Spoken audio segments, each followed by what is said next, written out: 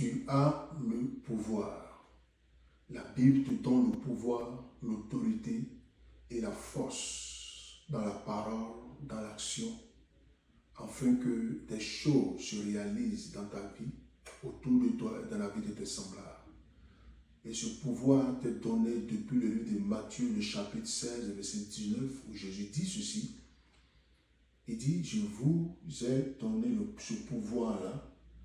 Et ce pouvoir, c'est le royaume. C'est les clés du royaume des cieux. Afin que par les clés du royaume des cieux, tout ce que tu pourras délier sera délié et tout ce que tu vas lier sera lié.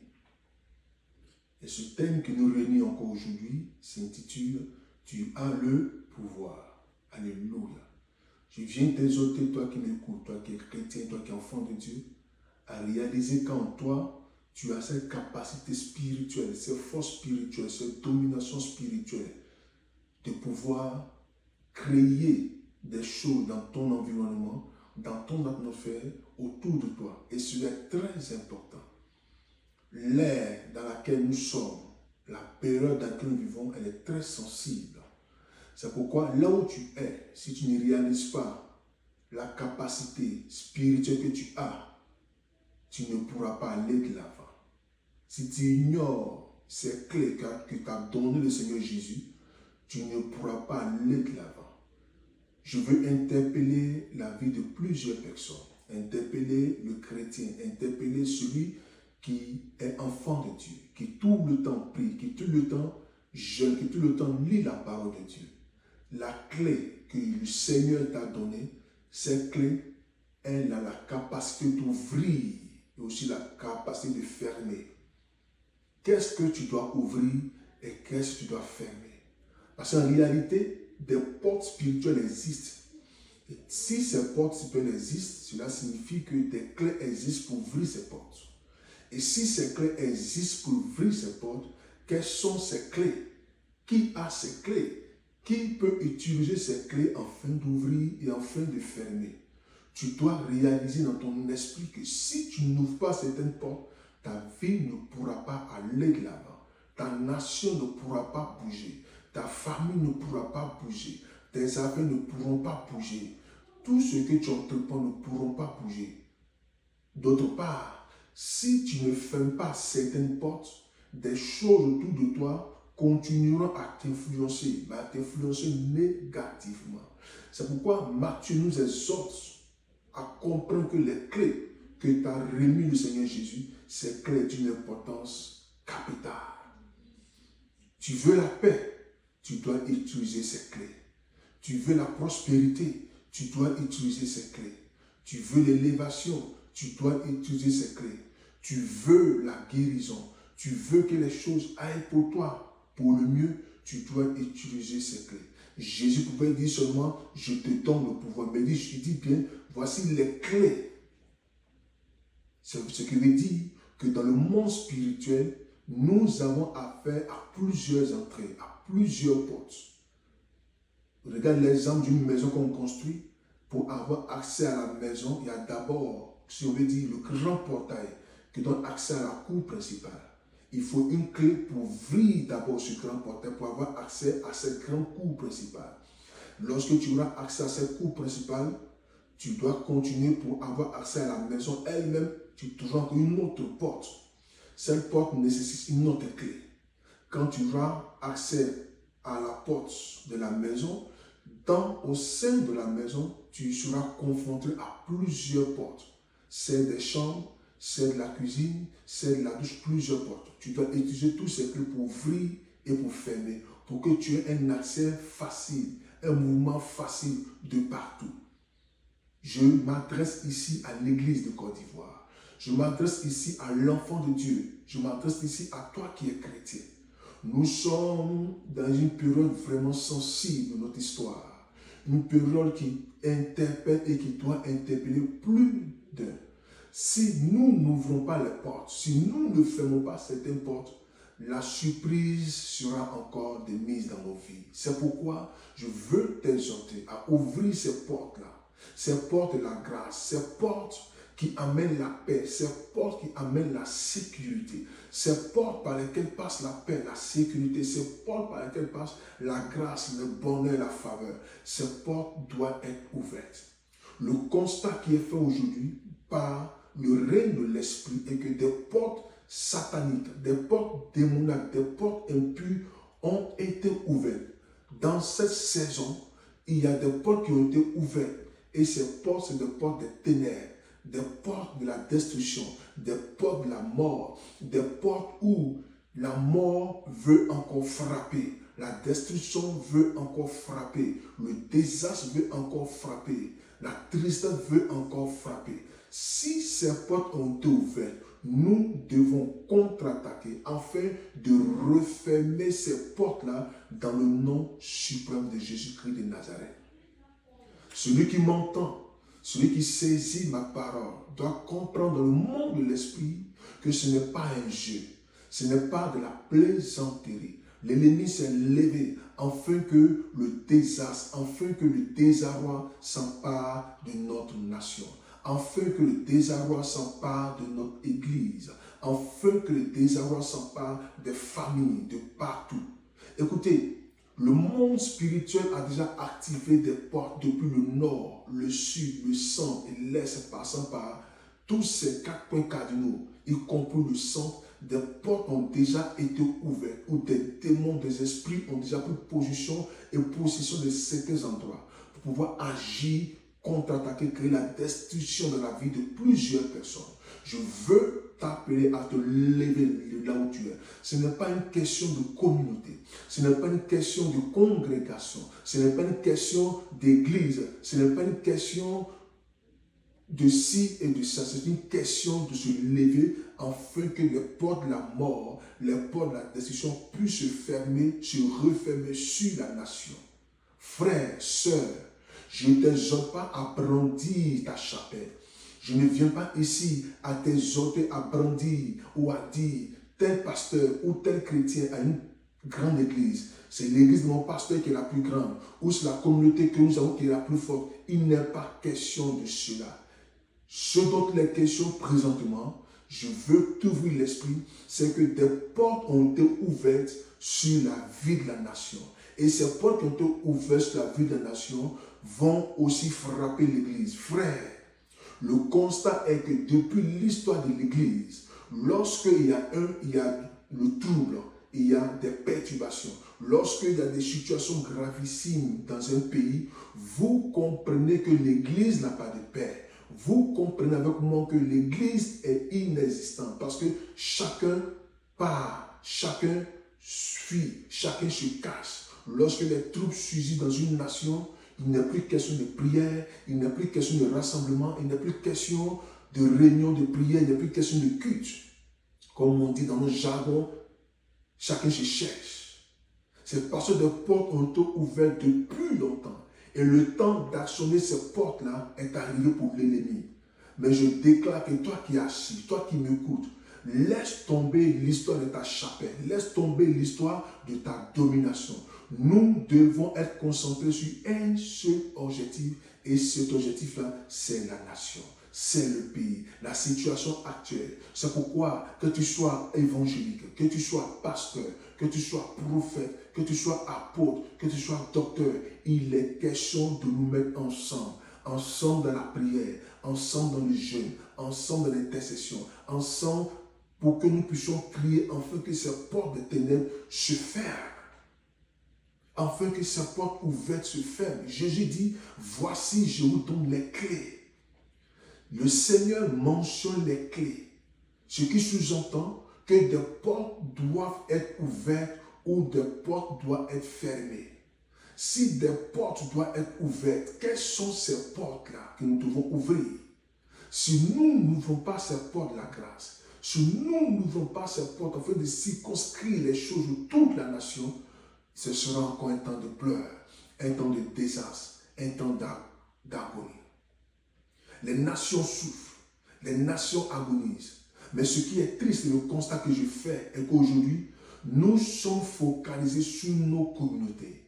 Nous sommes focalisés sur nos leaders, mais nous ne sommes plus focalisés sur l'existence même de la nation. Or, sans nation, il n'y a pas d'église. Sans nation, il n'y a pas d'évangélisation. Depuis le nord de la Côte d'Ivoire, le sud, l'est et l'ouest, je veux t'emmener à comprendre, mon frère. Oui, je veux t'emmener à comprendre, ma soeur. De ma plus petite position, de là où je suis, appeler tout un chacun à avoir l'esprit ouvert. Ce n'est pas une question de parti, ce n'est pas une question, oui, de tel est un parti ou de tel est un fait partie de notre parti. Non, il est question du pays. Là où les politiques ont échoué, l'Église doit se lever. Là où les politiques ont échoué, l'Église doit jouer son rôle. L'Église doit jouer son rôle. Ceux qui ont la clé de pouvoir amener la nation sur le droit chemin, c'est toi, Église. C'est toi, leader. C'est toi, leader. À tous ces pères que nous avons, à tous ces dévanciers de la foi que nous avons, la nation a besoin de tout un chacun. La nation a besoin de la coalition, de l'association, de l'union totale, tout un chacun. Il n'est pas question de prêcher sa chapelle. Il n'est pas question de dire que tel a une révélation plus que l'autre, ou celui-là a une révélation plus que celui-là. Il n'est pas question de ça. Il est question de s'associer, de parler sur la nation d'une manière concrète et véritable, pour ne point que les portes des ténèbres, les portes qui sont ouvertes par les démons, envahissent totalement la Côte d'Ivoire, toute la nation. Je veux interpeller chacun de nous. Je veux nous exhorter. Il n'est pas question de dire que j'ai 40 ans de ministère, 60 ans de ministère. Oui, je respecte tous nos pères, tous nos dévanciers. Shalom et paix dans nos vies. Mais ce qui est réel est que la nation a besoin de nous. Qui parlera pour la nation? Qui parlera pour le pays? Qui parlera pour la Côte d'Ivoire? Là où les leaders ont échoué, là où les hommes ont échoué, là où le système a échoué, là où les démarches des uns et des autres ont échoué, qui parlera d'une seule voix pour la nation? Qui parlera? Le pays agonise, le pays cherche. Qui parlera? Il faut une association de tous ces leaders, de tous nos pères, de tous ces grands, afin que le politique qui est en face de nous, afin que celui qui parle politique, celui qui parle société, ait quand même la crainte de l'Éternel. Quand la crainte de l'Éternel disparaît des cœurs, nous constatons le désastre. Nous constatons le désarroi. Nous constatons la mort, l'amertume. Je veux et je prie, je souhaite que nous nous levons. Quand le désastre frappera, il ne sera pas question de mon église à 1 million de fidèles.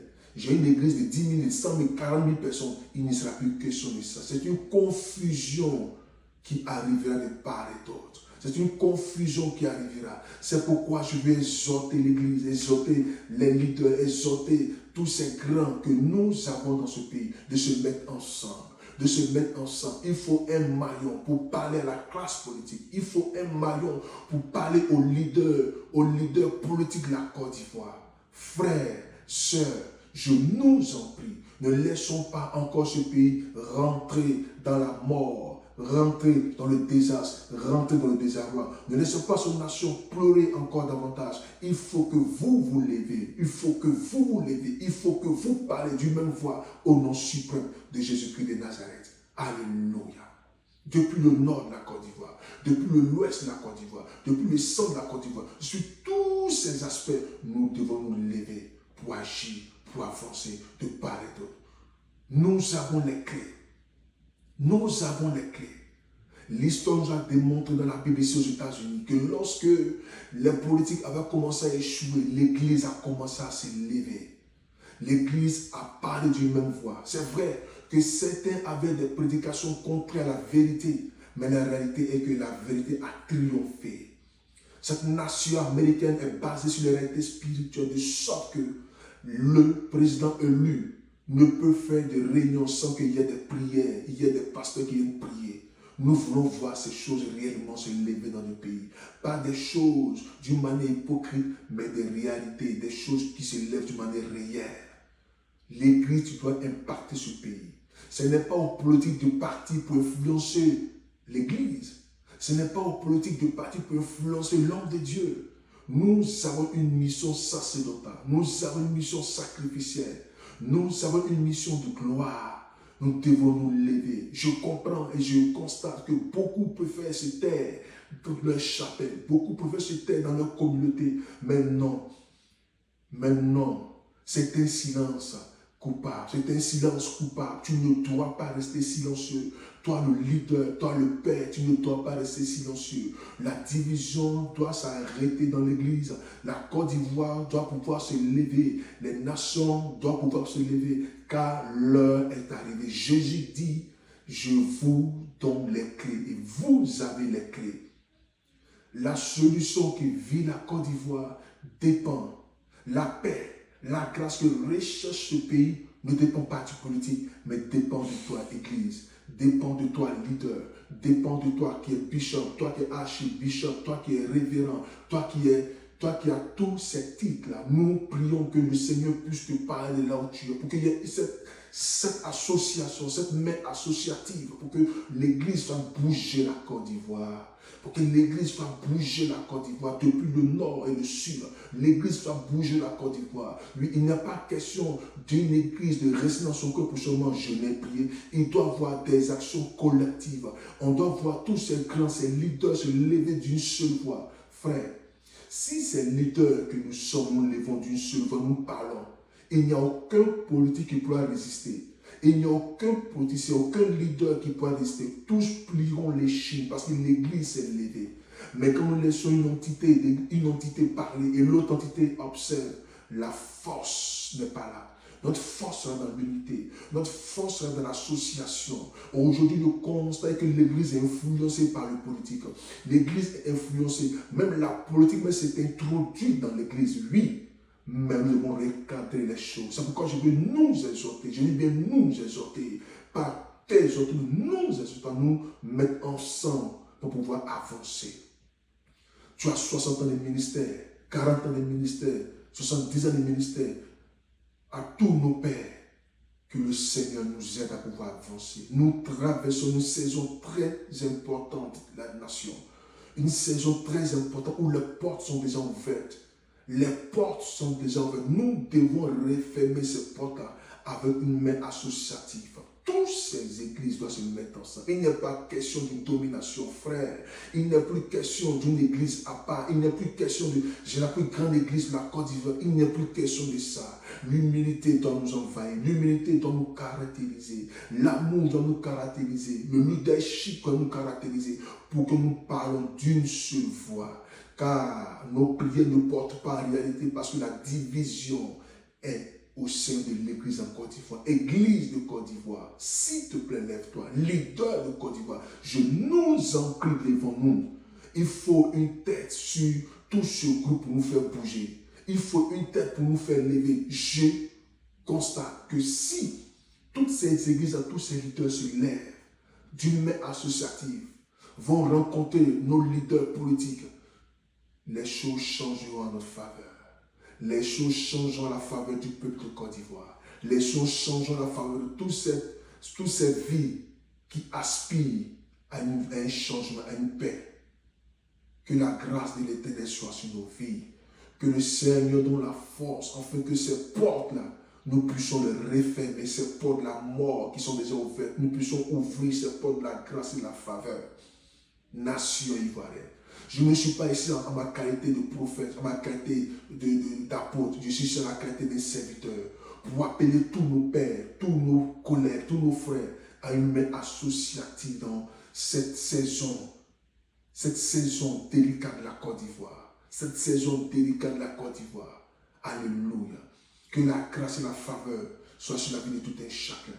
Que la main de l'Éternel visite la nation et que la paix soit dans ce pays. Que tout esprit de mort, de désastre, soit à jamais chassé, détruit sur la nation. Que les portes de l'enfer qui sont ouvertes, les portes de la mort, soient jamais détruites au nom suprême de Jésus-Christ de Nazareth. Je le déclare, je le décrète. Toi qui Dieu a donné des révélations sur la nation, toi qui Dieu a parlé sur ce pays, ne t'éteins point. Même si tu parles que les gens ne t'écoutent pas, va vers les voies autorisées. Il faut une main associative, car unis nous sommes forts. Unis nous sommes forts. Unis, nous sommes forts, mais séparés, nous sommes déjà vaincus d'avance. Que la grâce de l'Éternel soit sur nos vies. Que sa paix nous aide à l'avant cette nation. Côte d'Ivoire, pays de grâce et de paix. Côte d'Ivoire, pays de faveur. Alléluia. Shalom à vous et soyez bénis.